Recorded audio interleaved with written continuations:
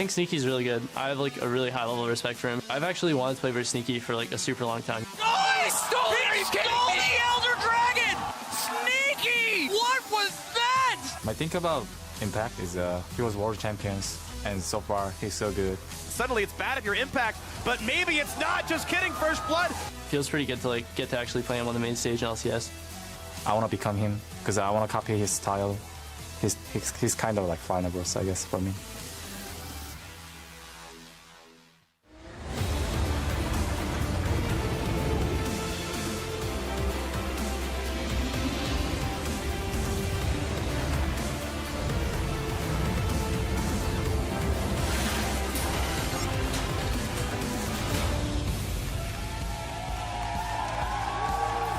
Welcome, ladies and gentlemen, to week 4 of the North American LCS. We are fast approaching the midpoint of the summer split, and fans have packed the Battle Arena and Theater to see their favorite teams fight their way up the standings. Echo Fox arrived earlier in the day, and they're looking for some wins under new coach Ginkgo today. They're going to have a tough battle, though, going up against TSM, led here by their sports psychologist, Weldon, and you can find those games on NALCS, too. Over in the Battle Arena, though, Cloud9 are getting set up for their first series. Jensen and Meteos here getting fully set up. And, of course, Reaper behind them, getting ready to go up against Team Envy. Bot lane duo Lod and Hakuo setting up their peripherals. They've put up some stellar performances so far this split, and they'll continue to do so. And, of course, as always at the LCS, security hard at work, keeping out any nefarious or suspicious characters. But it looks like, yeah, all right, it checks out. I'll give that to you. Welcome to the desk. Hello, everyone. Thank you for joining us. I'm James Dash Patterson. As always, on the desk with me, the Blame Game Reddit shamer, Mark Zimmerman. How you doing today? I don't shame Reddit. I'm one of them. I'm a Redditor at heart, dude.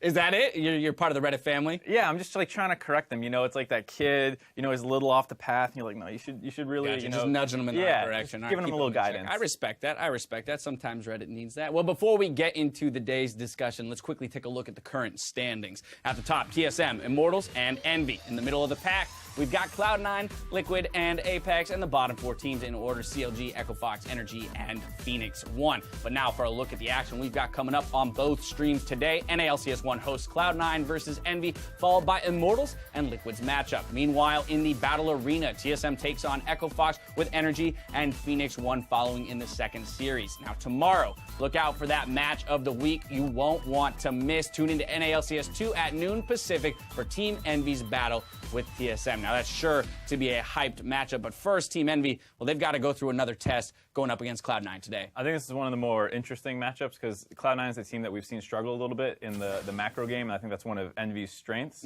And so I think, you know, this will really put C9 to the test in terms of, you know, how coordinated they are as a team, but C9 will put Envy to the test in terms of how talented are they. Are you up to, like, handling the top level of talent? So. Right, I was going to say, I think that this week, week 4 here, if Envy can make it through this, putting up a couple good performances, we'll be able to solidly say that this team belongs in the top tier of the LCS as the newcomers. They kind of got beat up by Immortals. Like, those games were really close, even though it was a 2-0. It wasn't like a convincing 2-0 like we saw in like the, you know, the Team Liquid games from last night. It wasn't anything like that. But at the same time, they do need to start winning actual series against the top teams because just looking good isn't enough. Exactly. Well, last night we had a couple of great series with Immortals and Liquid ultimately claiming victory. But today, the two winners face off against one another. So one of them is not ending this week 2-0. Nope, and I would probably reckon it's not Team Liquid. I think this is a terrible matchup for Team Liquid in the sense like both these teams are super aggressive, but IMT just does it better. Like Immortals just is the better aggressive team. They're both a little crazy. They'll both make mistakes, but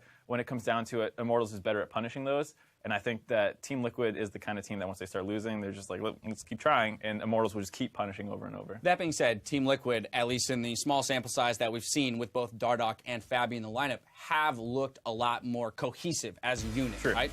Yeah, I think this will be the kind of thing that will be a good test for that duo. It's like the first really hard team that they've come up against. We saw Fabi with some incredible accuracy in arrows last night. And if he's able to, get that Ashe and start sniping people off like this, I can see Team Liquid being able to blow some people up and maybe take advantage. Yeah, I think the major difference for me, obviously, between Fabi and Piglet is just the champion pool, right? The style of play that these two players provide for the team. And given that Phoenix has kind of stepped up into a more carry-oriented role in that mid lane, and even Lorlo occasionally dropping onto things like the Aurelia or the Trundle, it's now okay for them to play the utility ADCs, and Fabi's been stepping into that position quite well, whereas Piglet would be the one jumping for the Lucians, the Caitlyn's, things that want to carry. Yeah, it's definitely just like the mindset of playing those champions. You can't go in there and like try and bully someone out of the lane super hard. It's like not what that champion really does. You kind of farm up, you work with the team to get picks or engage team fights, and it's just not the same style that Piglet plays, and it's something that I think Fabi might have an advantage in, but though I think most people would never say that like Fabi's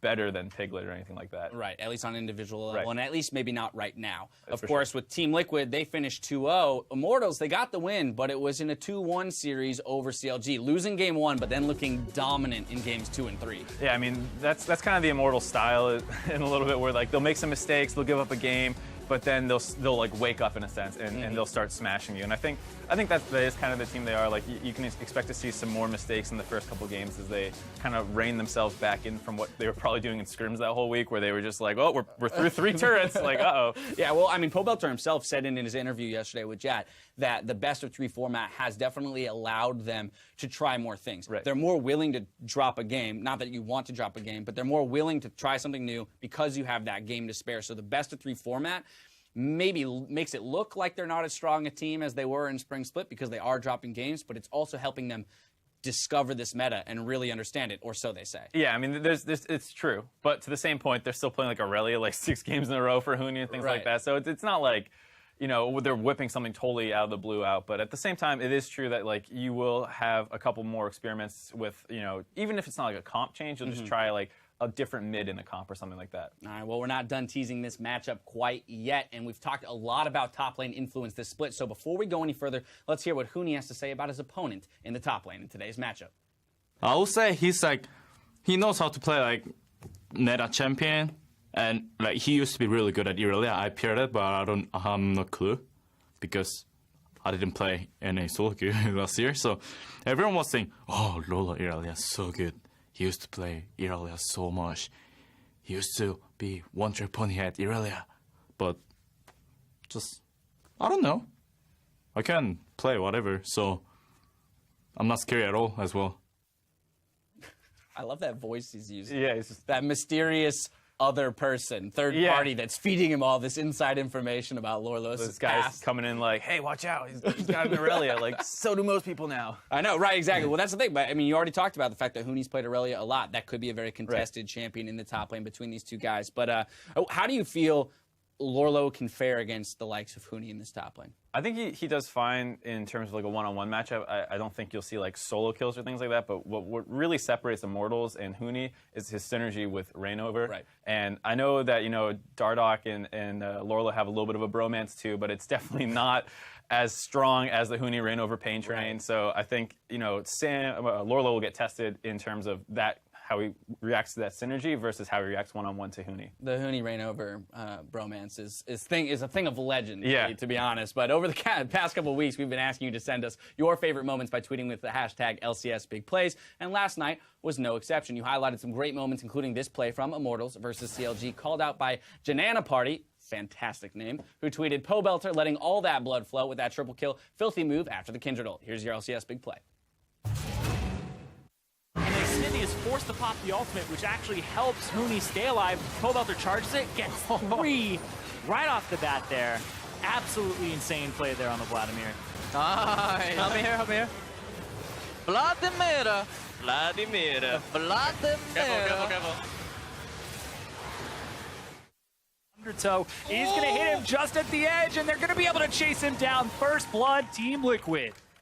And a little bonus clip there. Just a little Dardoch action for fun. Bonus clip. Hype up the match. In case this wasn't enough. No, I mean, Pobelter put on some really impressive performances yesterday, picking up a couple player of the games for himself. I mean, we've really seen the mid laners actually in both series because Phoenix as well picked up 2 player of the game. So I think that matchup specifically is going to be very exciting to watch outside of the top lane match. Right. I think what's interesting too is both those guys are like big carries for their team, but they're not like the focal points. It's a lot for Immortals, Adrian's champ pool, Huni Rainover, that kind of stuff. Turtle's going crazy, and Pobel's kind of just like in the mid lane, just being a solid rock who actually like makes a bunch of big plays for his team as well. So I think he's a little slept on. I think this is a good test for Phoenix. Yeah, exactly. And he, again, I'm calling back to this interview a lot, but in the interview with Jad, he was speaking too about how Rainover has begun to dedicate a few more resources toward that mid lane. We saw a couple early ganks going towards him, trying to put Pobelter in a position to carry because of the champion pools that have developed in the meta for the mid laners. Well, we want you to keep those tweets coming, so let us know when you see an epic moment by tweeting at @LullySports with the hashtag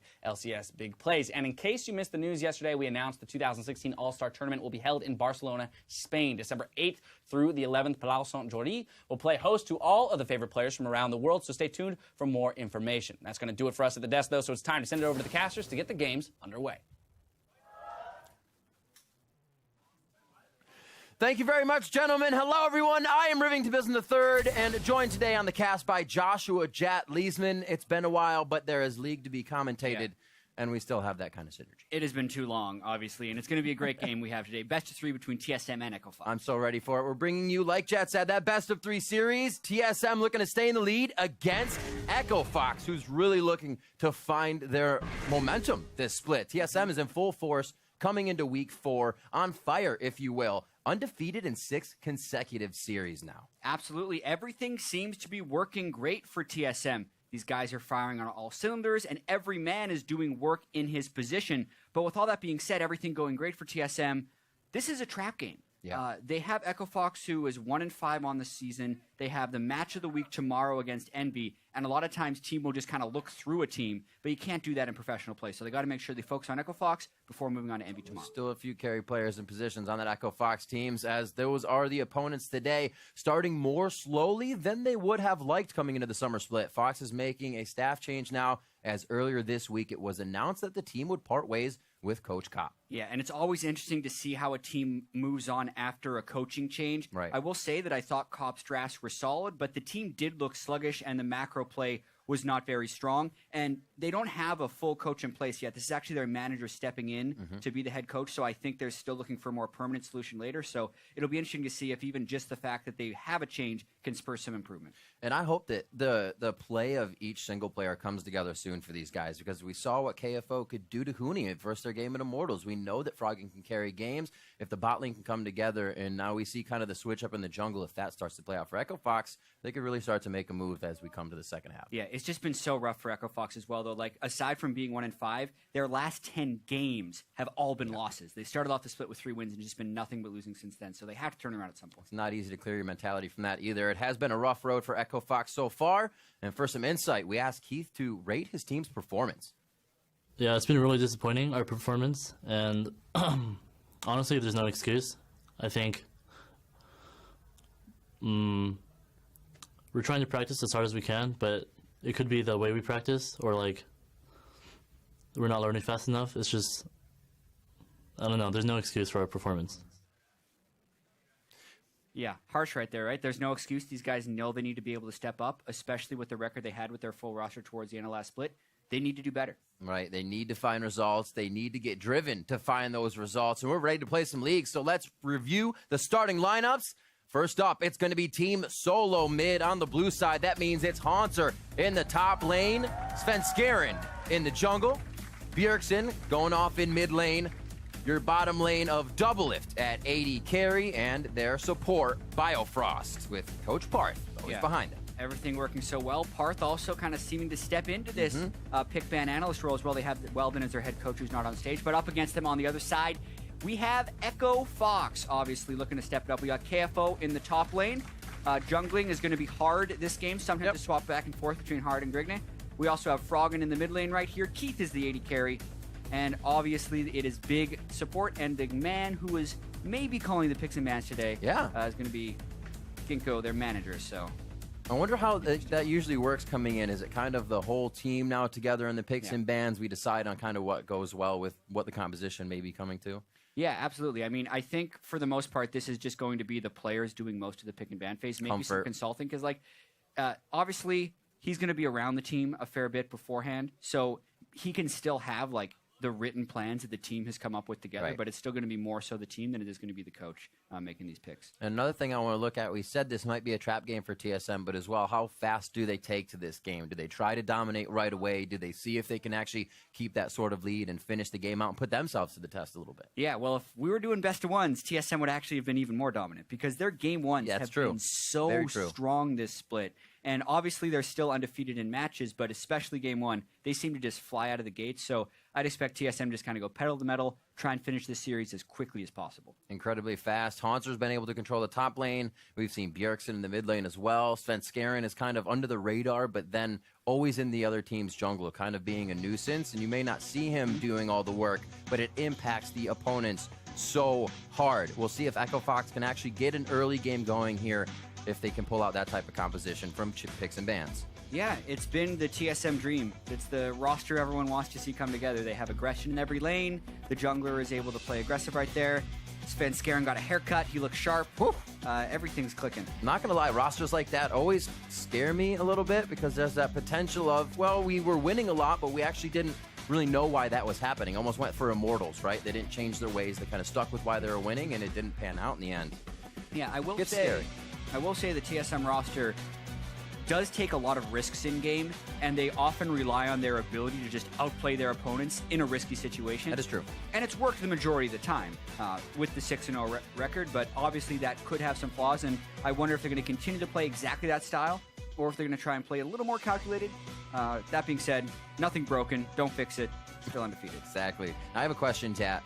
Where is this Hecarim coming from? We haven't really seen him yet. He seems to be the terror of scrims, maybe? Yeah, solo queue and scrims. I think it's a combination of both of those things.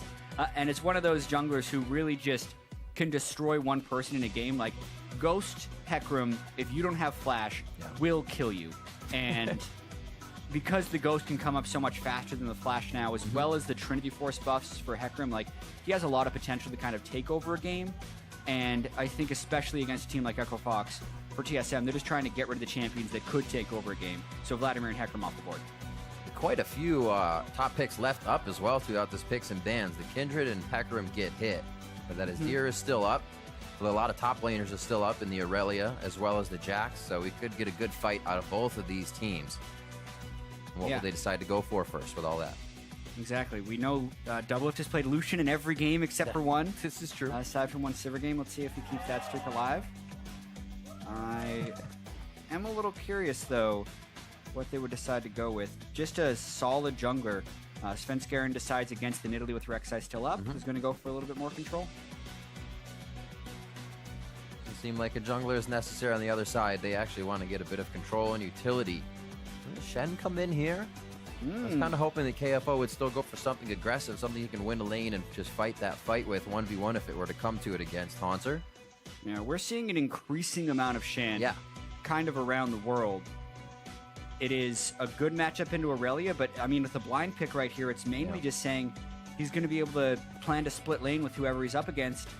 And it could also synergize really well with something like a jungle Olaf. We saw that synergy yesterday from Team Liquid when they had a Karma support, a jungle Olaf, top lane Shen, makes that Olaf really unstoppable when he runs in there.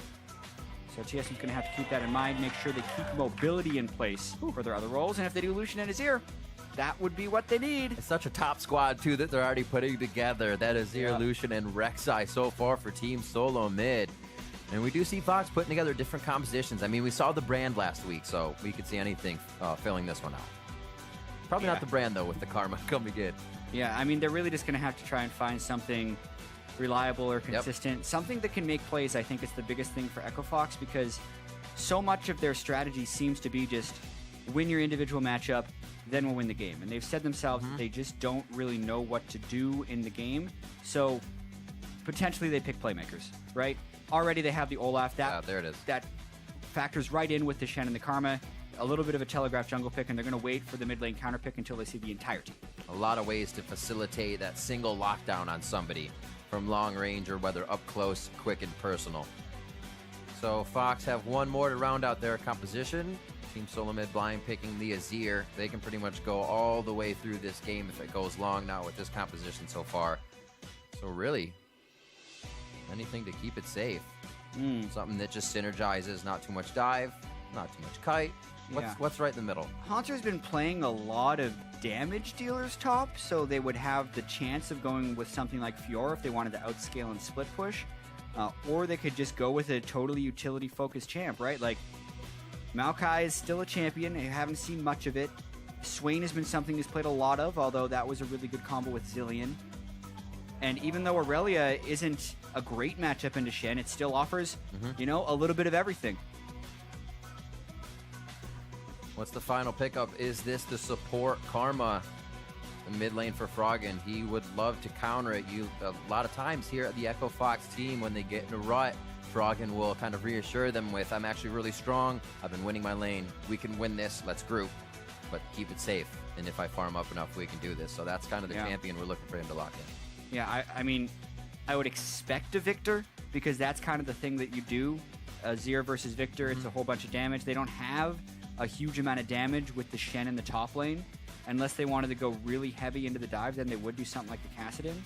Oh, we get to see our second player doing Cassiopeia right here. Cassiopeia can be a good matchup into Azir. It's a really skill-intensive matchup, and you have to be very careful with your ranges to not get caught in the Shurima shuffle thing where Azir swoops in and knocks you backwards. But it can compete with the likes of Victor and Azir in overall damage and late-game scaling. So let's see how Froggen pulls it off here. Not to mention, Shen will help him, because that was one of Cassiopeia's weaknesses. If you close on her, she's weak, but if you get the Shen shield, you can keep machine gunning. I'm interested to see if there's some type of... He goes in on Froggen. Froggen's still able to get his ult off as he flies to the back line or flies the wrong way. That happens, yeah. Seems like it can get messy, but it also seems like it's going to be awesome. Froggen always pulling out not what you expect. You'd say, yeah, he's going to go with something easier. He has that choice to go back to what we always see in the mid lane, go up against the Nazir, but not this time. The Cassiopeia coming out for him. Froggen, again, looking to go for a very deadly carry position, this time on the Snake. The coaches will head to the back now. They've given the final words to their players. However, they'll get to talk to them between games. Yeah, I was actually just paying attention to Big there because we saw him on camera just like really vocal at the end of champs. Like that continued, and he's still having a fairly big conversation. Looks like back and forth with Keith. So I'm curious if there's like some problems with the pick ban phase or if he's just trying to hype him up. We're going to get this lane. They're going to have to stay in. It's going to be tough. We will see what they do. Make your voice heard on Twitter using the hashtag TSMWin or the hashtag FOXWin to declare your predictions for this matchup. It's going to be a good one. Team SoloMids up at the top of the table. They are the sole position of first place right now. And Echo Fox, they are looking to hit the ground running here. It's been a tough beginning to the split, but they're on the rift, and they're going to try once again to put a win in that column. Now against Team SoloMid, it is going to be a tough match. Let's see how they do. Yeah, and I mean, TSM, looking at their team composition, they got what they wanted. They did. They still got the Lucian every game, except for the one where they decided not to pick it. Double's going for the record. Most Lucian games ever in a split. Bjergsen as well. S-tier mid laners, Svenskeren. Really across the board, they got powerful champions. Echo Fox trying to mix it up a little bit. Got the move sped Olaf going on there, but that's kind of be the story. When we see Dardoch play it, it looks really strong because he can have really efficient jungle pathing. His first ganks usually work, and when Olaf gets ahead, you have all these enablers to make him stronger. But Hard hasn't been the type of jungler you think of when you're thinking of this guy. He can take over the game. He's going to be an aggressive counter jungler. So he will have to step up if they want this composition to work, because typically the old Echo Fox style that we're used to of win your lane slowly and then take over the game, that doesn't fit. Olaf's an early mid-game snowballer. Let's see if Hard gets in there. You have to know to be confident in the low health with your vicious strikes on, understanding that I can take this fight. That's what you actually saw a lot of Dardoch's Olaf, is that he kept pressing that small advantage even though it looked like he would go down. We see Hard on the Elise. He's more of the in and out jungler, the quick hit and leave. So we'll see how this plays to him. He's got that ghost on so he can stick to somebody if they do get that attempt. Obviously, Reignover started the whole trend. He's been playing it for 6 months to a year now, really in pretty dominant fashion, but definitely coming into a lot more prominence now. And we get a lane swap. We'll see what Reignover brings out next. It was the Rengar for a while, but nobody really likes that name. Dardoch had his chance. Into the bot lane, very hard. Obviously onto Hanzo, we'll see the same thing on the top side, but it's not going to be KFO actually joining. Yeah, I mean, Hanzo's got to bail out right there. That was basically just one of those blind swap things top laners try and do now. Since a lot of duo lanes in a blind swap want to make sure that they take a camp first, like the Gromp, it allows a top laner to sneak in the lane and get 2 or 3 minions before being completely starved out. It's also a little bit less incentivized to do a double jungle now since you can't share experience on jungle camps. But Haunter was down there, got 1 minion, now he's teleporting the top lane to normalize the lane swap. See who comes out on top. We had a lane swap yesterday, and it became very active in the mid lane. Yeah, as you can see, LG and Immortals. New lane swap cam, obviously. TSM on the top side, Xbox on the bottom side, and we have the mini map. So all the information is on the screen right now. You can watch the entire game at once. But really, basically, you can just see that the turrets are falling down at pretty much the same rate. This is Leagueception. What if the other stream is doing the same thing right now and you're watching both? Your head's going to explode. Far too many screens. It seems like they're actually going to have the timing. Oh, they're going to run in. Hard is trying to leech some experience right here. He's going to be in some trouble. I think they're going to be able to leech hard on this one. He gets exhausted right away, throws down the ghost, and that's what it feels like to not have flash. It's times like these where you really wonder, like, what was he thinking? But I'm gonna take a stab at it. Stab it. A lot of times, teams will leave one person at the turret. Sometimes he gets very low before recalling because they're trying to swap back very quickly. So I think what his ideal is he was going to wait in that brush, time the recalls until there's just one person remaining and they're low, because a lot of the times to maximize turret taking, you tank a lot of damage from mini waves and you get very low. Right. So I think that was an attempt at a very clever play to try and steal a kill, but it ended up just looking foolish because TSM was ready for it. Sven Skaren had already pathed up there to continue the push, and he got to spot him out, and it was an easy kill on Hart. I always like to think in those plays is give him a little credit. What if, right? What if he did get it? Would have been a very nice play. Unfortunately, SOL, as he put himself right in between Sven Skaren and the rest of the team, did not expect him to be doing Krugs at the time. And that's now exactly, Fox swap it back. It's exactly what you don't want to happen. Well, right? You give Everybody up the double buff, you burn your first ghost, give up first blood to a team that's been very good at snowballing, and it feeds into this negative cycle because Echo Fox hasn't been able to pull off plays, so they end up just kind of sitting in lanes. But then they try and make a clever, risky play, and it totally backfires. So that's immediately going to kind of take them back to that role of passivity. Either way, great start for TSM being able to pick up that kill. He actually gets a blue buff out of it because of the transfer over, so he's feeling very good about this, and Froggen's going to have an even harder time on this Cassio pick in the mid lane. As we see him getting forced to the turret, he's still CSing pretty well, only 2 behind there in that aggression. The turrets, again, are going to fall pretty synced here. It's all about where the vision goes down and who's able to get these rotation picks. It's like, TSM's just going to head for the dragon as they swap to the bot side. Perfect. Exactly. TSM very clean on this play. There's just the second swap.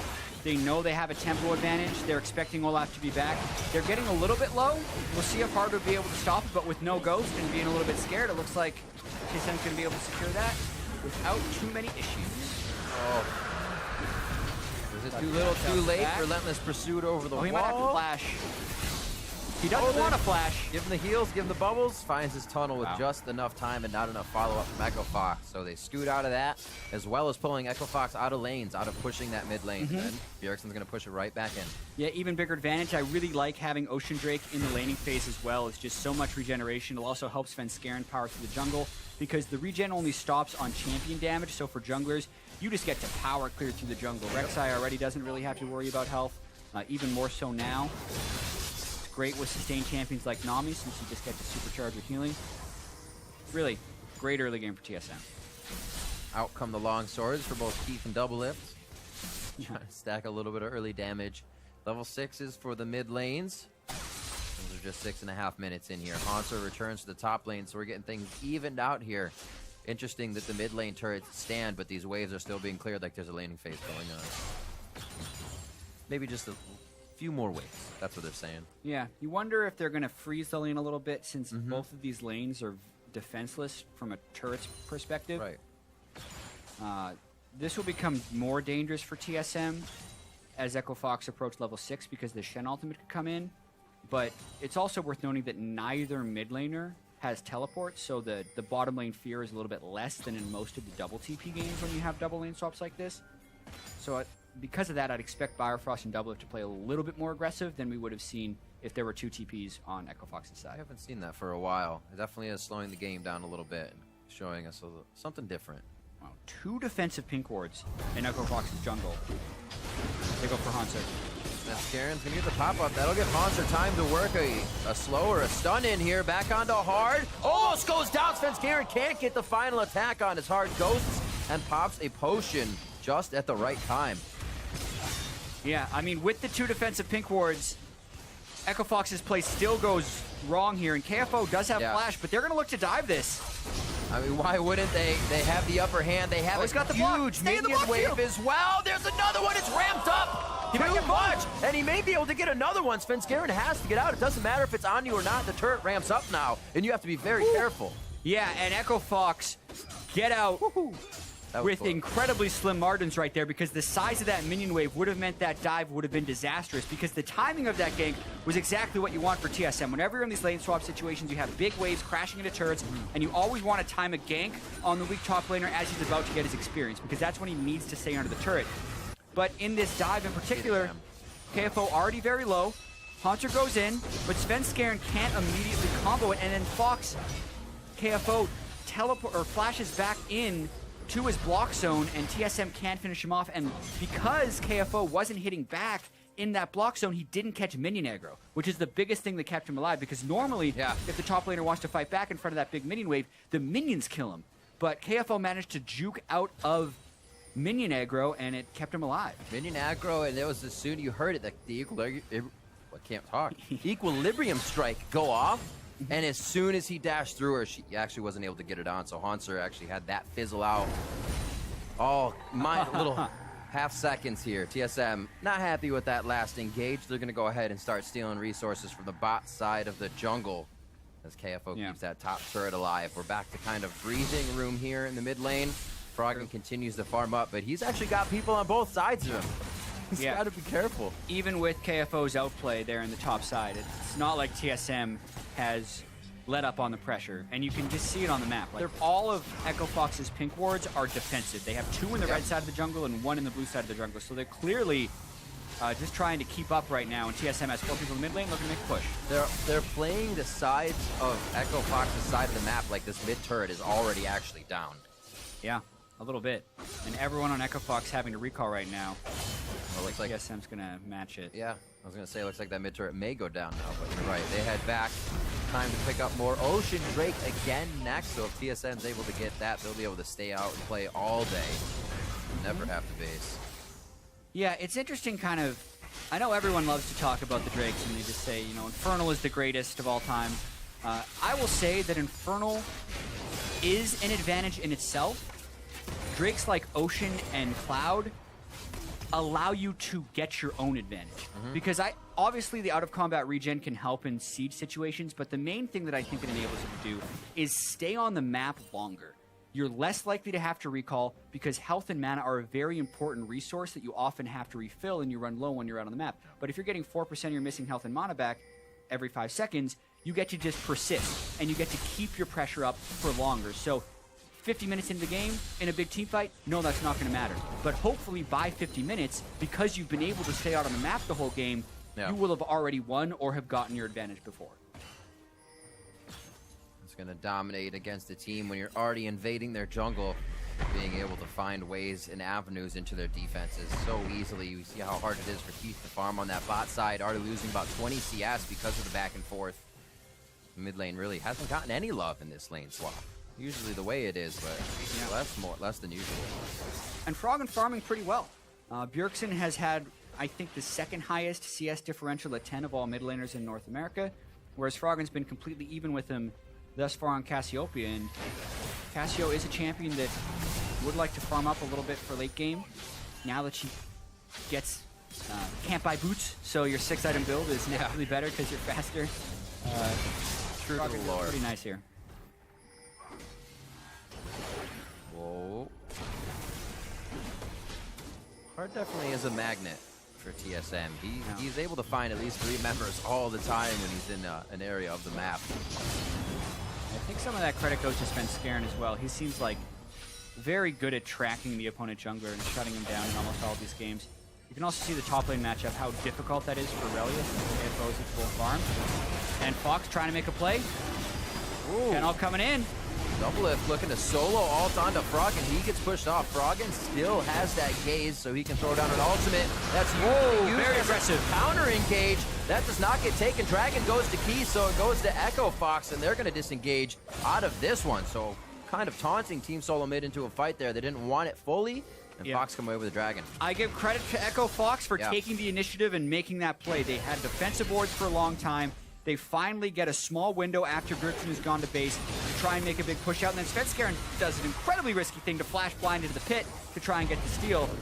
But when Fox was retreating, they did take a decent amount of damage. So now it's on TSM to try and make a counter push and make up for that Dragon going over to Echo Fox. Oh, smites away Raptor, knows there's a ward right near him, but they need to clear out this encroaching vision because Haunter's starting to push up on the top side. Looks like he doesn't have too much of items finished, but he's sitting on 1,700 gold, so that's close to his Triforce when he needs it. KFO has that Sunfire Cape, which is why Haunter's having a bit of trouble here, but this won't be good after he purchases.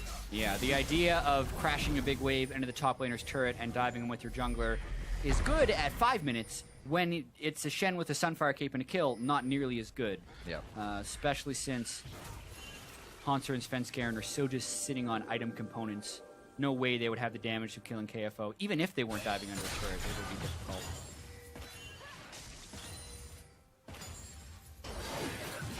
Double with 20 CS ahead as well.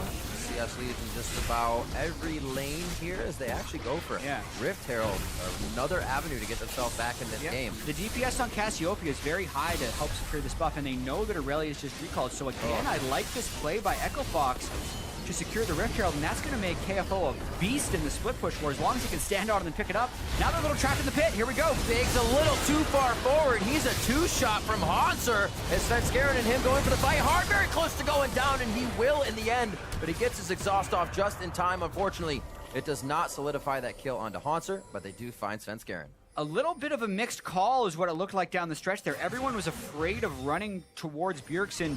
For good reason, Azir can do some ridiculous damage even with Distant Ashers, but I kind of thought Echo Fox could have tried to run out the back of the pit. Right. I guess with Hard, he can't because he's a Ghost Olaf, but either way, they get one kill back, get the Rift Herald for a kill trade, essentially, since it was a 2-for-1, and I'd say overall that is worth it for Echo Fox. I thought they were going to get on Big's Mantra Shield and just head right out. Yeah, I mean, they either need to commit to a fight or to run. It looked like they were between the two calls. Unfortunate.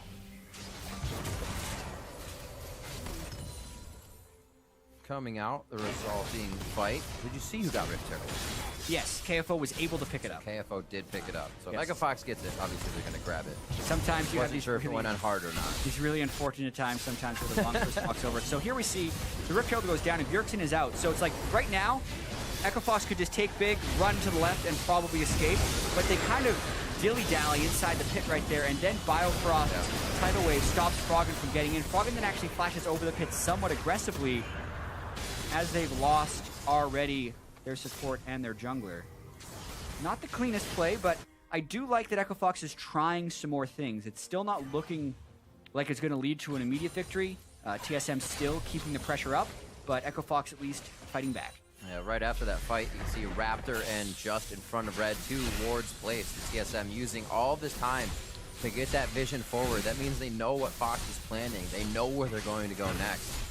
And keeping their map game really in the lead. Right now, 2,000 gold at 15 minutes. It's actually quite a bit from what we usually see. Yeah, at least the Drakes are equal, and we can't discount the Rift Herald, which has gone to KFO. But TSM have a big numbers advantage up here. They're either going for a kill or a turret push. They need to wait for their minions, however. It's very hard to dive a Shen. They have to remember this. This will be a great time. Like you said, no teleports for the mid laners. Froggen's going to be all the way in the bot lane, farming up, going for Gromp, going for Rift Scuttle. It looks like top lane still can't be pushed. Enough resources from Fox still available to keep them off the turret. So TSM trying to use their vision for a pick now. It doesn't necessarily have to be under a turret. The calling! Just 1 or 2 hits off there, and KFO coming in with the save of the day. Big is going to try to go in hard. Remember how fast he went down? He could be turned on, but right now TSM is choosing to leave since they don't have any more vision behind that last point. Yeah, a lot of poke damage being able to get layered back by Keith right there, but still a very positive play for TSM overall. The culling damage already without the Black Cleaver cutting through the entire Shen shield as Hard tried to ult away. It allows enough time for Bjergsen to finish off the mid turret.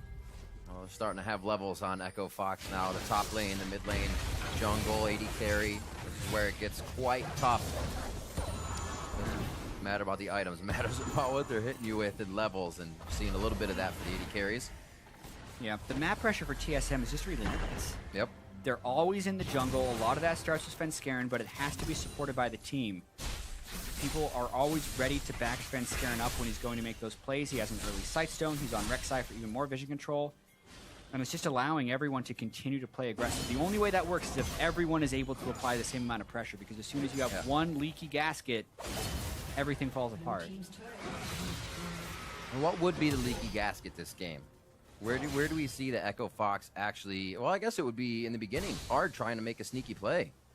You try to get yourself that jungle pressure, you lose double buffs, and then you actually can't create the gank pressure you want for what would be a Shen lane. Yeah. What could be a heavy damage DPS Froggen lane in the middle. I mean, that's kind of what happens with Echo Fox, right? They wanted to pull off early pressure with Olaf, but it's been TSM that's had the early pressure in pretty much every lane. Azir vs Cassio can split, but as soon as your jungle loses the matchup, that becomes a favorable matchup for the other team. Let's see this. Cloud Drake is the next one up, and pressure-wise, Froggen is far away from that thing. Looks like it's going to easily go over to TSM. A little bit of speed. Never hurt anybody. It looks like TSM will have a little bit more catch potential here, especially with soldiers slowing people down. Biofrost speeding a few up. And a tidal wave on the heels of Echo Fox. 3-2 as they've kept the kill count low, but they're losing more of the map than they're losing bodies on it. And if they're up, their turret should be staying up. They should be able to defend these. But unfortunately, that's not the case. Yeah, definitely not. I do like... we've been seeing a lot more of the Ghostblade Jhin builds that go heavy into the armor penetration. Like, that's actually very strong at this stage in the game. When Keith hits level 11, his ultimate is going to do a bunch of damage. But they're just not seeming to be in position to get it. Oh, double lift! Kill brush. Love it from Froggen. He pink... Either, I think that's someone else's pink ward in that brush. I'm checking. Yeah, no, it's Froggen's pink ward. He has 2 pink wards in his inventory, one to set up that play and another to move afterwards. Love how he turned around double lift trying to get aggressive here, and that is potentially the hole in which you can get some pressure back, because now TSM doesn't have every lane pushing, so that allows the rest of Echo Fox to go in and actually get some deep wards. Been such a patient Snake. Clearing out Scuttle, clearing out Gromp, going to help mid, back down to bottom, and he finally finds his prey in double lift. And he's still going to go. Froggen's definitely telling the team, sit back, yo-yo these fights. Now I'm going to start pushing the side lane, even though he doesn't have that teleport. And we'll see this here again. Oh, man, double lift dashed over the wall to add insult to injury. Everything you could ask for. Yeah. Also have to note, the new Miasma blocks you from dashing, so even if double lift had just walked up to there, as long as Froggen had the Miasma down on him, he wouldn't have been able to dash. Jeez. Sneaky, sneaky Froggen. Well, usually works once. I'll be very surprised if you can get it happen again. Maybe in a different spot here, but TSM has had quite the ward coverage. Now with that kind of falling off, Echo Fox is, their side of the map is quite dark to TSM. Has not been for quite some time this game. This could be another potential catch. Froggen's going to be the first one entering. Hopefully KFO doesn't scare him off. Yeah. Froggen has repositioned his pink ward, trying to make another play. This is his second ward. Ah, Svenskeren found him. No sneaky snake this time. It's only 75 gold to do that, right? So you can either bring a sweeper or just always have a pink ward in your inventory and be like, you know what? I want to sweep right now. Sweep. He's got the truce or the far sight as well, so he can make sure they're coming in the pathing that he wants. It's like Raptor buff on hard, and he's going to go ahead and be able to clear out the wards around red buff. So Echo Fox they're not afraid to take these kind of attempts from TSM as they make their way into the jungle. They're pushing them off. Top wave is getting cleared, and TSM is actually getting stalled out a little bit here. Yep. What's their next in? I think their next in is either the Mountain Drake or a fairly early Baron. So the Baron damage from TSM is good because they have Azir, and Lucian has always been a decent Baron clearer. But I think because TSM still maintains a lot of map pressure, they're still slowly getting CS advantages, so they don't need to necessarily rush, even though Cassiopeia can scale great. They know they have objectives coming up. Mountain Drake will be next. If they get that, it'll mean a faster Baron. And I think they're just going to continue to try and use this map pressure and bait Echo Fox into dangerous places. It's like, we know we're stronger. We're just waiting to pull the Yeah. And the thing that's happening with TSM right now is while they're making a lot of small risks, none of the risks are game-losing decisions. It's not like they're trying to send 5 people up and dive an inhibitor turret. Right. They have 1 dude in side lane, and if he dies, it just means their pressure lapses for a short amount of time. So as risky as TSM plays, like right now they're playing smart. Nice steal. He's like, oh, that's yours? That's mine. Thank you very much. So Froggen's hard work as he tries to continuously farm, catch up. He's trying to take everything on the map, really. Now you see him going for top lane. He says, I'll get that. Don't worry about it. Make sure mid's pushed. KFO clear bot from Haunser. And we'll try to make sure we can do something with this next Drake. The fight really from a Cassiopeia team is to counter. And if TSM's not giving them the fights, then you almost have to find your own kills all the time like we just saw Froggen doing. Yeah, and you speak about Cassiopeia being like a great counter game champion, which is true. There's also argument that Shen could also be optimal in a counter engage situation because he does such percentage health when he can get his blade to pass through the opponent that sometimes he just works better as a peeler because that's much easier to land that, and you continue to just refresh over and over again. When you pair it with the Carmen and Olaf, you're expecting a little bit more aggression from the Shen. But if they really wanted to kind of stall this out and just protect Froggen's Cassiopeia, they do have that option. Very true. More speed from Big as well. He's got to make sure Keith stays out of harm's way. Not too many escapes for Jin by himself. A lot on the table kind of creates a mini game for Big here as saving the teammates, keeping them healed, as well as KFO being in the right spot. And right now it seems like he may be teleporting back. His team may be getting ready for a defense here on this top turret. I think Bjergsen's going to be there, so KFO may be able to take something with the team if they move in with that ultimate. Looks like they're keeping it safe, though. They're actually set with, let's have TSM make the first move, it seems. It's true, and TSM is very committed to just keeping pressure in all 3 waves. It's something that COG perfected last split, and TSM is kind of doing that against Echo Fox here. 3-1-1, 1-3-1, all these different variations. They clear out vision. They see where they are, and they're actually trying to sneak this Baron before Mountain Drake. This is the first big risk TSM is taking. Here comes the teleport, here comes the fight. I like this a lot. Oh, Svenskeren very low. He's going to have to flash out of that one, but he still goes down. Keith takes him with the corruption. And they're going to keep going on this one. Biofrost gets a Fang to the backside. He goes down. And TSM bite off a little more than they can chew with that Baron. More of a bait. They should have been more patient right there. Jin excels at ulting around the Baron pit, but now it's Echo Fox 5 versus 3. The damage viewers of TSM still alive. Doublelift gets hit. There's the gaze onto Doublelift. He's frozen solid. Hanser's going to be the next one if they can find it. Over the wall goes Froggen. There's the speed. There's the kill with the undertow from Hard. Trying to go in. And can Bjergsen clean up the fight? We've seen it here before, but history will not repeat itself for the Azir. Bjergsen falls and hit might keep happening. Svenskeren, he knows how low they are. Is he gonna? He's got a GA as well, so I feel like it is suicide if he goes in there. But stranger things have happened. Big just used the shield with Mantra. That means the team's going to have to lock down Svenskeren. He gets to the back. They don't have enough time to wait on Baron damage. They have to quickly focus him. Then going back, who's going to be the tank? They have enough. And Echo Fox grabs Baron. Completely swing the game around right there. And all of that, quite honestly, was from TSM greed. They didn't want to give up.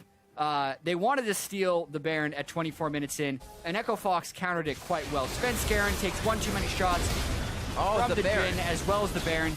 And then, aside from that, I would say the MVP of the fight was KFO Shen. So this is when it became the 5v3 because they again tried to re-engage on the Baron. There could be a fight at the Mountain Drake as well. We'll cut out if that happens. But watch KFO. He taunt flashes onto Bjergsen, and then they chain it with Froggen as well. So Doublelift is looking to kind of poke in here. And KFO just immediately on a Doublelift. And Froggen actually missed his Cassiopeia ultimate, so that was all KFO as far as getting that lockdown. Still have the exhaust ready from Big on Hanser.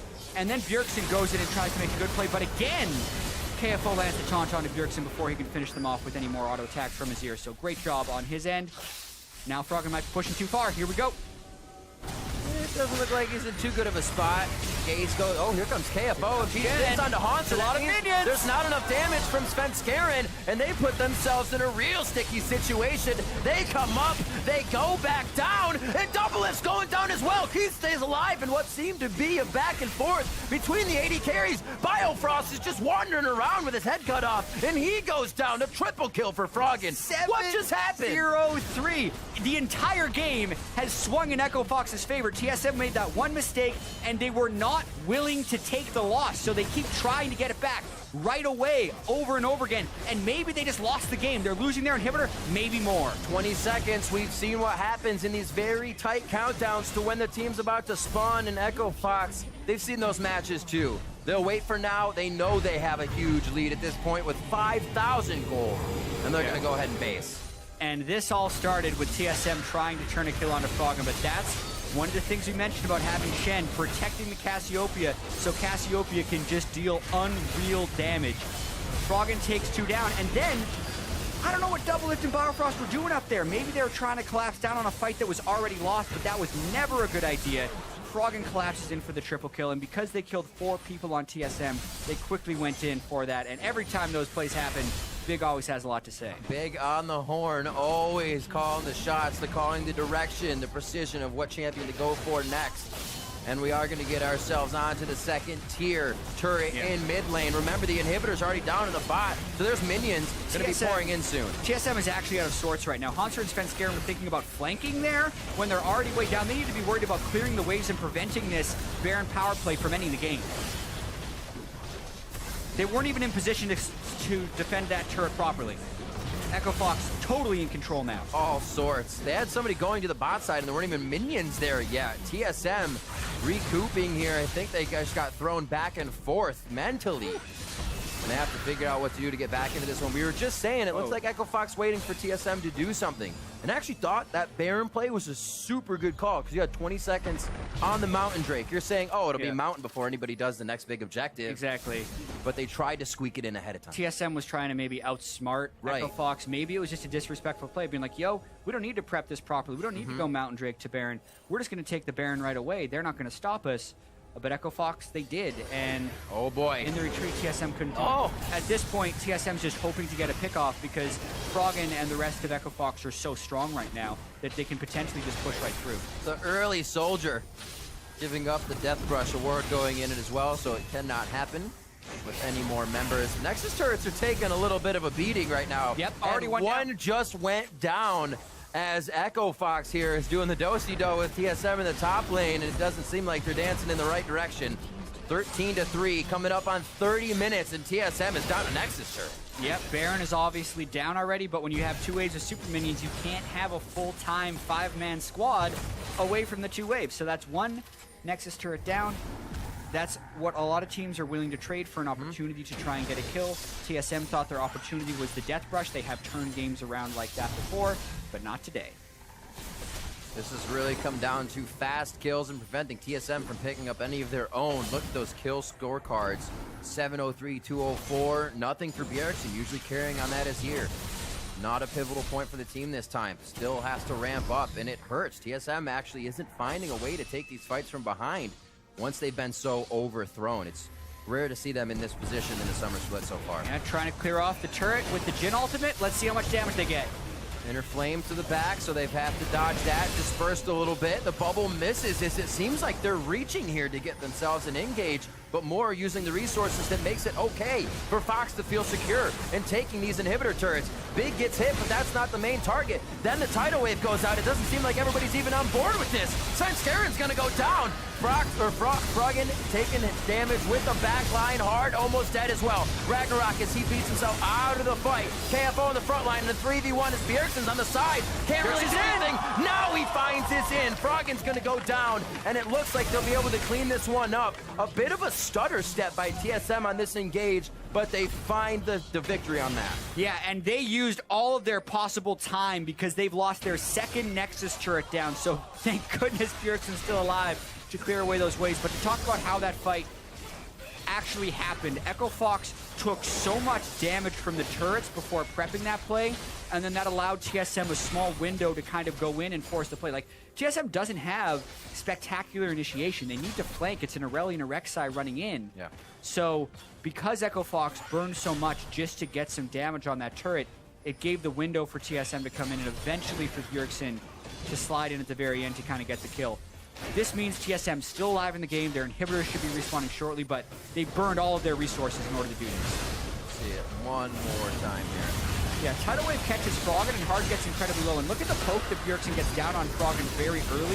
So Froggen's kind of out of the fight and not able to keep TSM's damage dealers at bay. Bjergsen almost always had his soldiers auto-attacking in this fight for insane DPS. Then he gets the knockback to kill 2 people as well as proc Froggen pretty much with a single spell. Then Big has to flash away at the very end. So Summoner's burned as well from Echo Fox, and that'll give TSM a little bit of breathing room. Baron back up. And with the inhibitors up, that'll be very good for TSM. You can see how far they want to get that mid wave pushed out so it's not instantly crashing in to their base.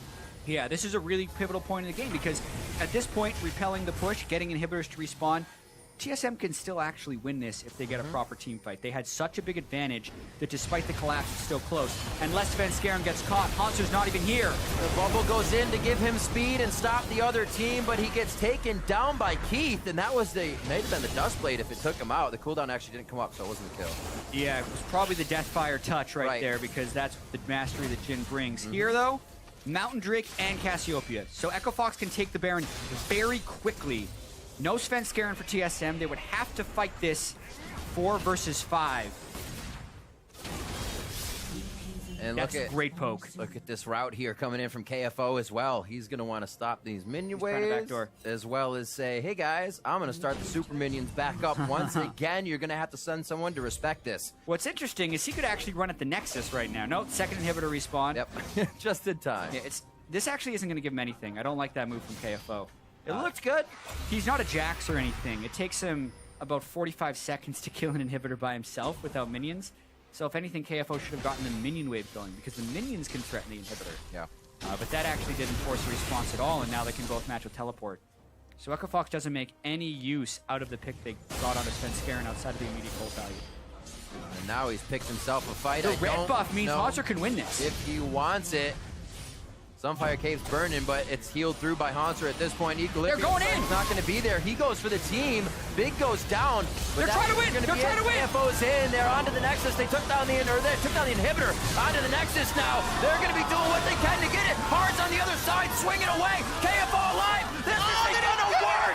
They throw it. Can it go all the way down now? It's going to be 45 to 50 seconds on Echo Fox as they had a go for broke rush for TSM's Nexus. What is it about Nexus rushes this week? G2 had a couple of them that were unsuccessful. Echo Fox tried to get it. It's not a good plan to try and rush the Nexus when the entire enemy team is alive. First off, Shen is very low when they're coming in here, and they had a bit of an angle, but Azir and Lucian have a bunch of damage. Tidal Wave slows down pretty much no one there, and Froggen and Keith come around the backside, but he just pushes him back into the base because of the angle they had taken. They don't have enough damage, and like technically they could go for another rush. Oh no. I like it. Something about it being real bad is what he said right there. That's Baron down to TSM, and they have to continue to just kind of turtle their base for maybe the duration of this Baron, because until their inhibitors back up, the Nexus only regenerates so quickly. It's still only halfway up, 2,500. Do it again! Nexus. Run it again! Run it back! Let's try this again. That seems to be the prevailing strategy when there's an explosive Nexus in the LCS. Well, it looks like they'll get the minion wave in mid, push down first. They do still have something to fight over and keep TSM at, and that is that middle inhibitor or the bottom one. Baron's going to be tough, though, as that was quickly picked up by TSM as they wasted no time after their previous fight win. And now a second fight win pushes Echo Fox out. This will be a third attempt to possibly end the game, but it looks like TSM's even ready to meet him outside the base. Yeah, and this could just be so tilting for Echo Fox, trying to make the right decisions now, knowing they had the game in hand after getting that first Baron and then making a couple of poor team fight choices and team decisions that could potentially allow TSM back in. Add that to the fact that they have lost their last 10 games, as well as only being 1-5 on the split against the first place team. They could have beaten, at least taken a game off the undefeated TSM, but Now it's really anyone's game, even if they've killed the majority of TSM's buildings. Anyone's game now, Riv. Could be theirs. It could be the switch for like when CLG beat Immortals. Will Echo Fox beat TSM and then win the NALCS? Is that what we're looking at? This is the road to redemption. The road to redemption. Right Starts now, with one game. It's been closed to 1,000. It's a damn close road that they're driving on here. It's going to be a game of chicken very soon. If a fight like that happens, TSM's going to run straight down to Echo Fox's face. That cannot be repeated by Echo Fox. So they may be timid here, but they can't let their engages be tempered from here on out. They still have to go with how powerful they feel they are, because they're still quite strong this game. Yeah, and while it can be really tempting to try and go for that exposed Nexus, I feel like Echo Fox has to baby steps, play control. They know they have some good counter-engage opportunities with the Cassiopeia. They know that Keith can initiate pretty well, but they do have to worry because Bjergsen has become so huge in this game. And also, Haunter's been able to itemize enough damage that he can actually win the split-pushing duels against KFO now. So I think that's why Echo Fox is trying to rush, because in their head, they're just like, we have to win now. TSM is outscaling. What are we going to do? But with Elder Drake coming up, it's just, you know, what Echo Fox needs to do is continue to do what got them here. They wait for, at this point, they need to wait for TSM to commit and then counter with their counter initiation. Have to figure out what this pause is. Figure out what that is. Definitely a tense moment to have this. It seems like Big is actually not feeling very well at the moment. Keith, we're going to go back and see if he is all right. Yeah, that's never good to see, whether it's nerves or whether he had an illness coming into the day. We will find out about that. I get word it is a personal pause. It's going to happen under extreme circumstances. You don't have to just sit in your chair and kind of be in pain or anything. Go take care of yourself. So we're going to get that for now, and the players will remain silent for this portion of the pause. But what a game we have so far, and I don't think anybody expected this from Echo Fox. Yeah, I mean, we said, and it's a very real thing, the phenomenon of a trap game, right? Where you're not really expected to win the game. TSM maybe wasn't expecting a huge challenge from Echo Fox. I know that their head coach Weldon preaches that they need to take every game very seriously, have a bunch of respect for every team, but I honestly feel like that Baron call that TSM tried to make at 23 minutes wasn't respecting their opponent. And that allowed Echo Fox to take a big lead in this game, and then to TSM's credit, they've gathered themselves after that mistake and begun to play smart yet again. So this is kind of one of those games where you need to be able to test yourself mid-game, right?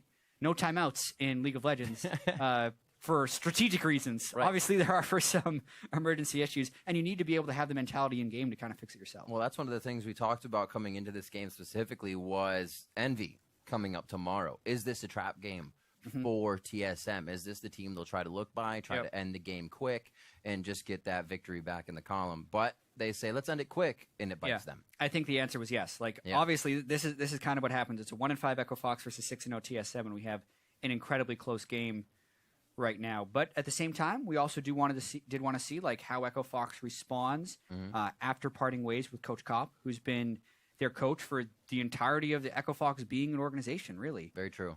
And you know, so far it actually looked like Echo Fox has been able to take some risks and make some plays. Obviously, it's not all there yet, but this is a relatively promising first game in a life without Coach Kopp.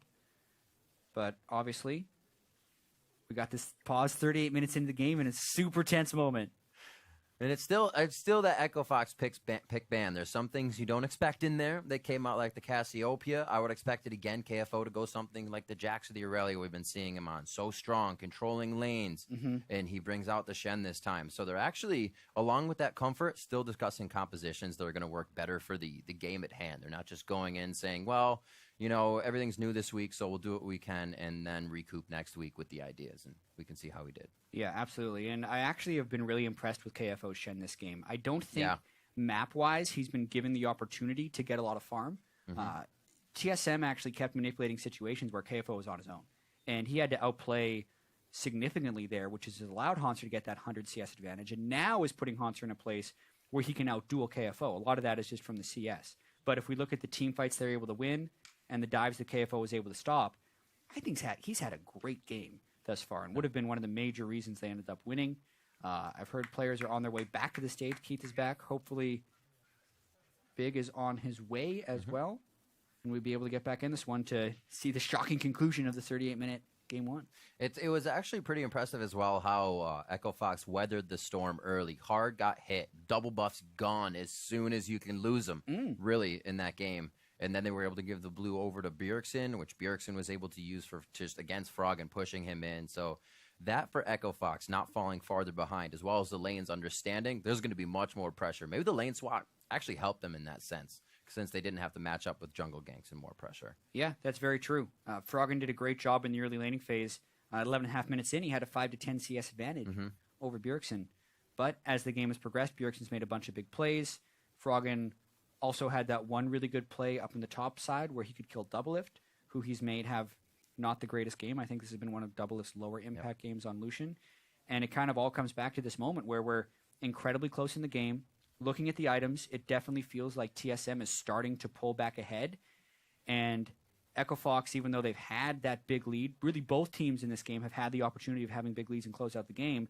But now that we're kind of back at net neutral, they both need to be able to reset and just kind of figure out, okay, not keeping in mind what happened previously, like how do we win from here? Let's not dwell on our mistakes. Let's look towards the future. Well, that future is going to be very, very soon. Both Keith and Big have returned.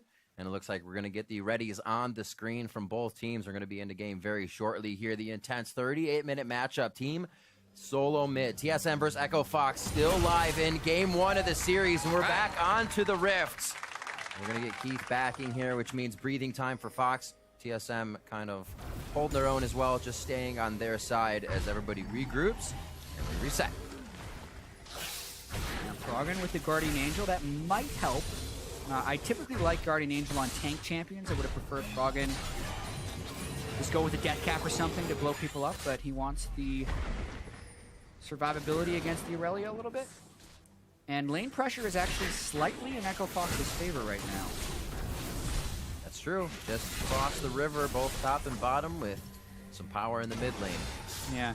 It's really tricky for TSM at the moment because they have that exposed inhibitor with no Nexus turret, so if a wave of super minions did run down that lane and no one was there to match it, they'd just kill the Nexus. So true. TSM is confined to their base, which is what's allowing Echo Fox to get some of the lane and that pressure down.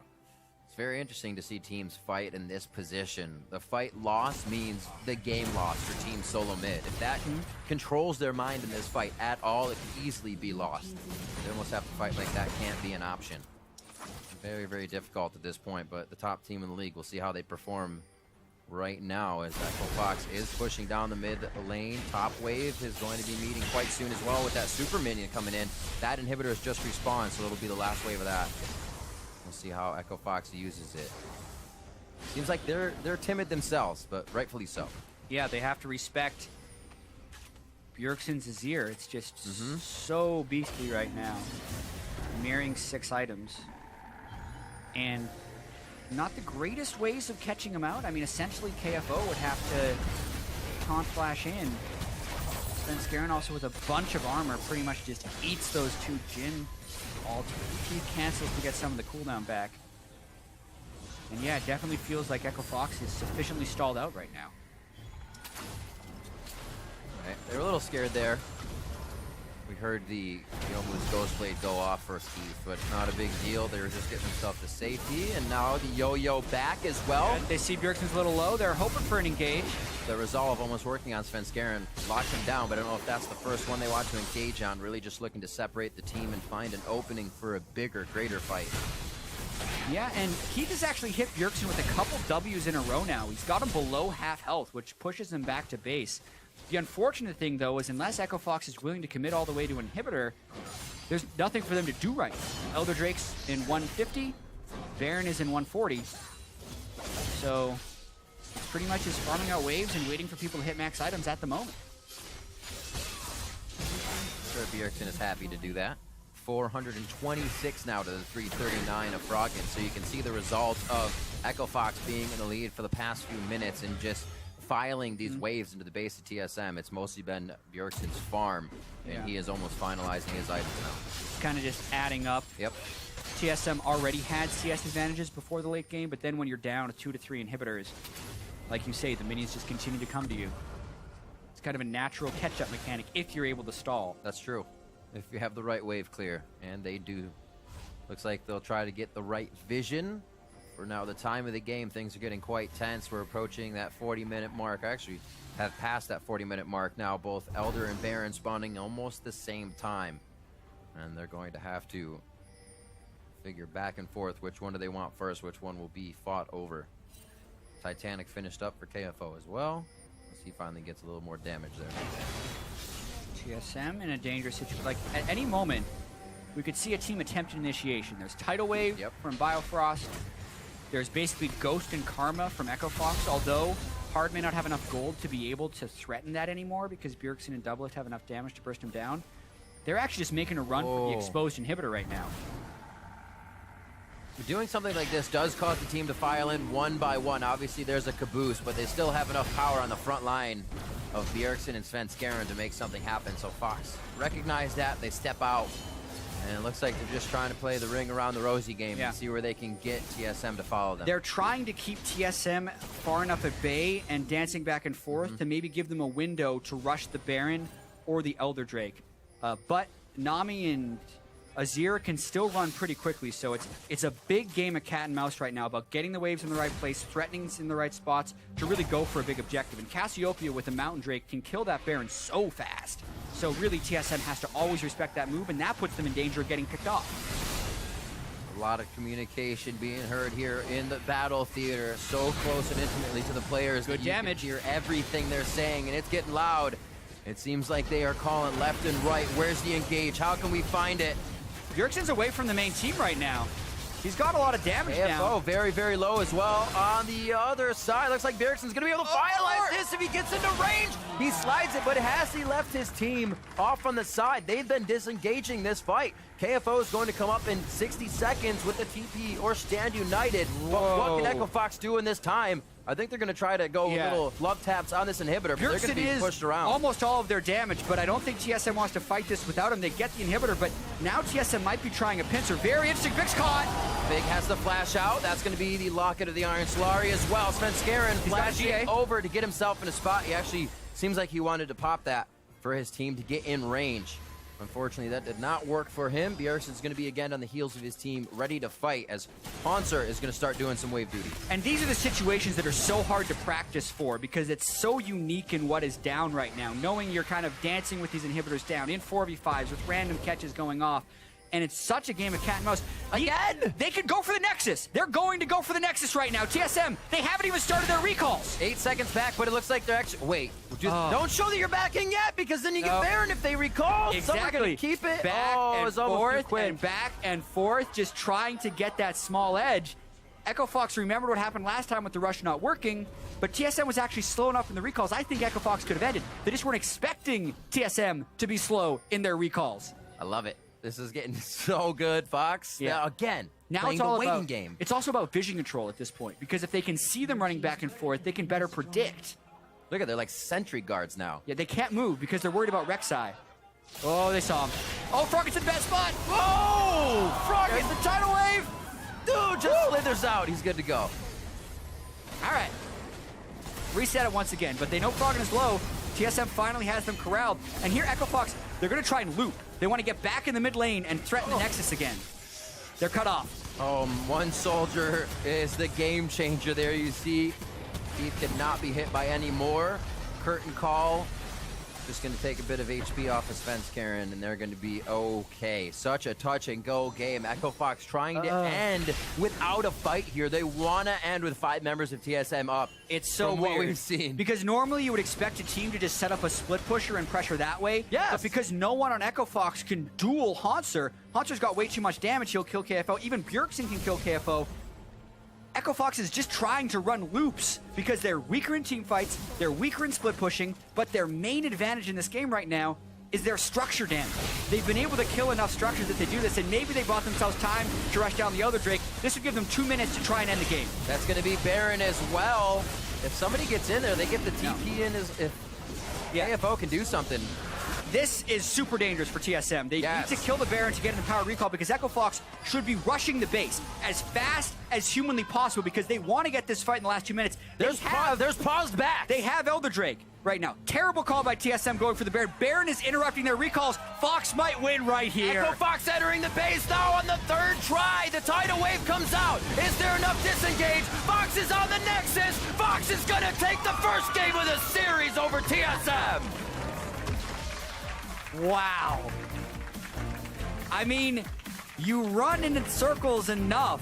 You get them dizzy. Yeah, that's apparently what happened because the dizziness from TSM, the highly questionable Baron call down the stretch does not feel good for TSM. You can see they're not very pleased about that one because technically TSM was still pretty strong in the 5v5 team fights.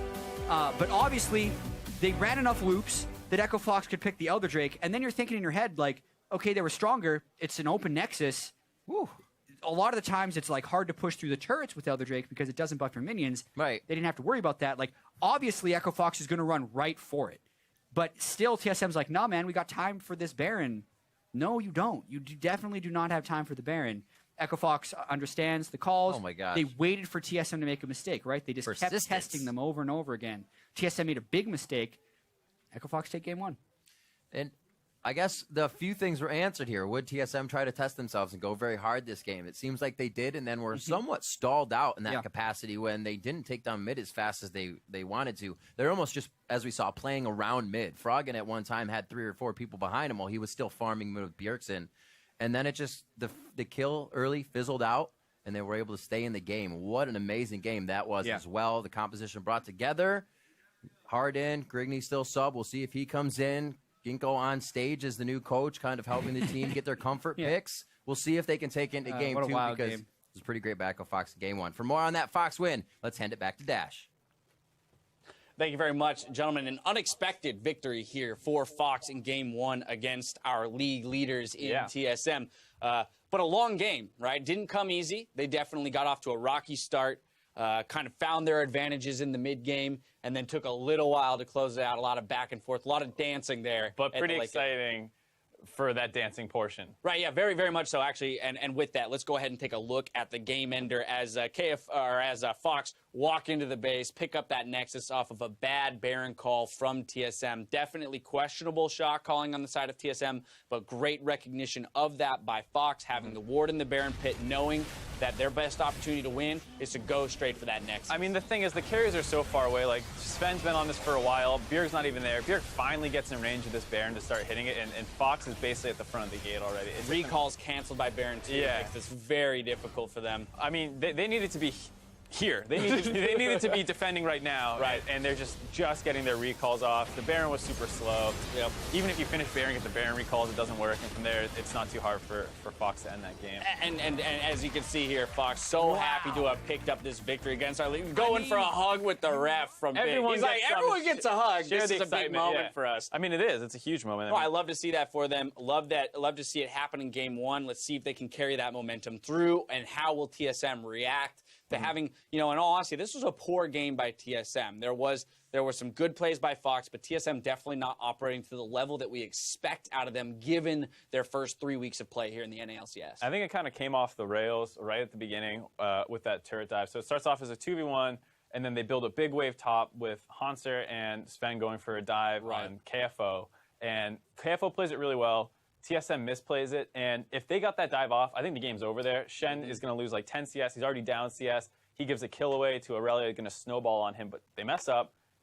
Shen doesn't get pushed out of the game. He stays relevant, and then Froggen, even though they're behind, picks up a couple kills with some crafty positioning, gets one on double lift, and they're playing the game pretty well. And it's just not the TSM we're used to seeing. It was just this close to being the regular TSM, but just a couple missteps where people are dying and dives, or side waves. But this is the one, I guess, fearful thing when it comes to Fox, is that this game was won, in all honesty, off the back end of misplays by TSM. Yes, Fox had to capitalize on them, but they still seem to suffer from inaction, right? That they're not creating their own advantages. They're waiting, for example, that top lane dive that TSM misplays. KFO plays it well, gets an advantage. Next, we move to 24 minutes into the game. TSM trying a Baron here. Ill-advised. Sven dies to the Baron itself. Now Fox gets to capitalize on the poor call from TSM.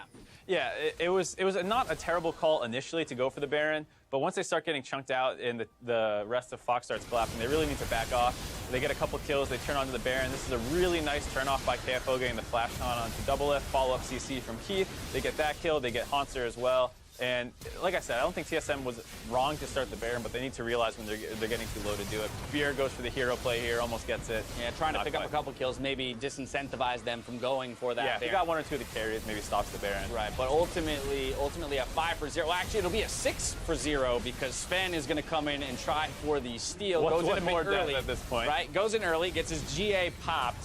Fox finishes the Baron while he's down in the GA, That was and then scary. they pick up the 6 kill. There was a piece of me that was like, if he comes up out of that GA and smites it away, that would just be too much. Right. But ultimately, yeah, I mean, Fox found their advantage there, but it was, again, off the back end of TSM not playing to the standard that we want to hold them to at this point. I'll almost always favor the team that is playing aggressively than the one who's just reacting. And I mean, it's not always the case. If it's a close game and one team's messing up more, of course they'll lose. But in a series, especially when the team that's the aggressive team is the better one, I'd say, at some point things are going to start hitting. Right. And generally, that team's going to be the one to win. So it's a little scary for Fox. It's nice they got this win. They need the series win, though, and they have some serious work to do in Game 2 to be ready for it. Well, and that's why I want to move forward to our 34-minute replay where TSM defending their Nexus because, again, it shows Fox, with the advantages they have, still struggling to close out this game. One thing I'll say is this is a really hard call to make because if you have any other 80 carry here, watch this. He's just reloading. Yeah, right. He can't hit the Nexus. Any other 80 carry there probably gets another 500, 600 damage on this Nexus, can probably end the game there. So look how low it gets, but just because it's a Jhin. And it's so hard to keep every little detail in mind when you're in these really tense situations at high level in League of Legends. You're just thinking, okay, well, we can get past him. Our 80 carry can end the game. He does a ton of damage at this point in the game with these buffs on him, and it's Jhin. You're not thinking about the reload. Very unfortunate that he's in the middle of his reload as they make it to the Nexus, so really only getting 1 or 2 shots off total.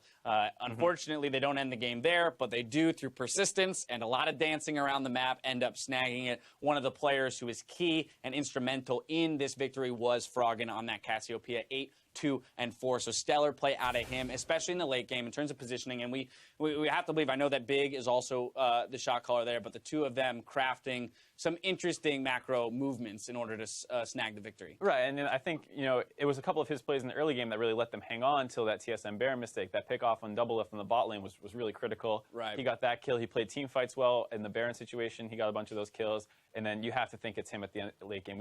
We've heard before and listened how vocal he can get in these kind of crazy situations. So you know that he was a pretty important part of that decision. And now's where I think we have to turn to Game 2 and look at, okay, TSM, you're in the hole, right? Like, you can't afford to drop another game. You got to win the next 2 out to keep that undefeated record that you have currently. And for Echo Fox, it's about pushing that momentum forward, right? You did take Game 1, so you have at least 1 game cushion. How do you continue to evolve your strategies to make sure that you punish TSM for that first game drop? That's the question, though, because they recently released COP, or they mutually parted ways, and now you have Ginkgo, Jake. He's not really a coach. He's more the manager. I don't know if he's stepped up in his coaching responsibilities over the years, but I know initially he was solely managerial role. Right. So I think there's some concerns where it's like, hey, we had a good game. We managed to steal a win a little bit, but how are we going to continue to exploit TSM because they might not make those mistakes Game 2, and I don't know if they have this kind of that third party. Yeah, the guy who was watching the game from a third-party perspective can come in and say, this is what we should do.